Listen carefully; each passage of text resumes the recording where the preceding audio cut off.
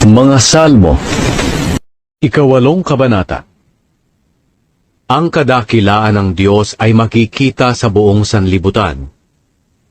O Panginoon, aming Panginoon, ang kadakilaan ng inyong pangalan ay makikita sa buong mundo, at ipinakita niyo ang inyong kaluwalhatian hanggang sa kalangitan. Kahit mga bata at sanggol ay nagpupuri sa inyo, kaya napapahiya at tumatahimik ang inyong mga kaaway. Kapag tumitingala ako sa langit na inyong nilikha, at aking pinagmamasdan ang buwan at mga bituin sa kanilang kinalalagyan, ako'y nagtatanong, ano ba ang tao upang inyong alalahanin? Sino nga ba siya upang inyong kalingain? Ginawa niyo kaming mababa ng kaunti sa mga anghel, ngunit pinarangalan niyo kami na parang mga hari. Ipinamahala niyo sa amin ang inyong mga nilalang, at ipinasailalim sa amin ang lahat ng bagay, mga tupa, mga baka, at lahat ng mga mababangis na hayop, ang mga ibon sa himpapawid, mga isda sa dagat, at lahat ng naroroon.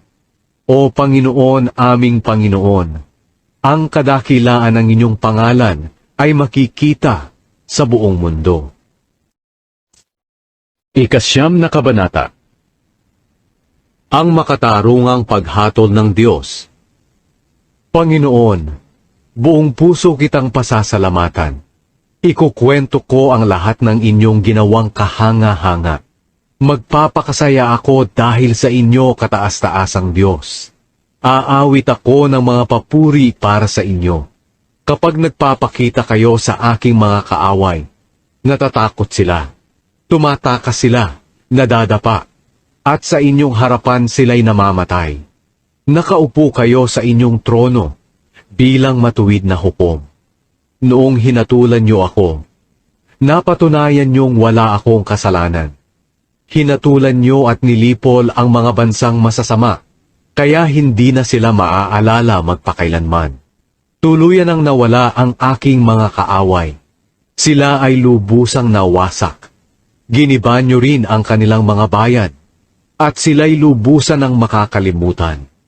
Ngunit kayo, Panginoon, ay maghahari magpakailanman, at handa na ang inyong trono para sa paghatol. Hinahatulan niyo ng matuwid ang mga tao sa bawat bansa, at wala kayong kinikilingan.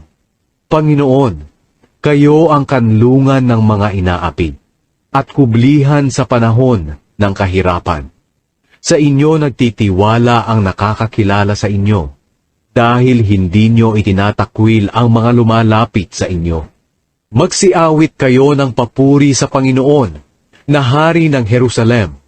Ihayag ninyo sa mga bansa ang kanyang mga ginawa. Hindi niya nakakalimutan ang panawagan ng mga pinahihirapan. Pinaghihigantihan niya ang mga nagpapahirap sa kanila. Panginoon, tingnan niyo po ang pagpapahirap sa akin ng aking mga kaaway. Maawa kayo sa akin, at iligtas niyo ako sa bingit ng kamatayan, upang masabi ko sa lahat ng tao sa pintuan ng Zion ang inyong mga ginawa, at ako'y magagalak at magpupuri dahil sa inyong pagliligtas. Nangyari mismo sa kanilang bansa ang plinano nilang masama, at sila mismo ang nahuli sa sarili nilang bitag. Ipinakita ng Panginoon kung sino siya sa pamamagitan ng paghatol niya ng matuwid. At ang masasama ay napahamak dahil na rin sa kanilang ginawang masama. Mamamatay ang taong masasama sa lahat ng bansa dahil itinakwil nila ang Diyos. Ang mga dukha ay hindi laging pababayaan, at ang pag-asa ng mga mahihirap ay hindi na mawawala kailanman. O Panginoon, huwag niyong pabayaang manaig ang kakayahan ng mga tao.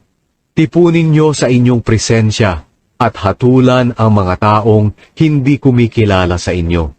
Turuan niyo silang matakot, Panginoon, at nang malaman nilang sila'y mga tao lamang.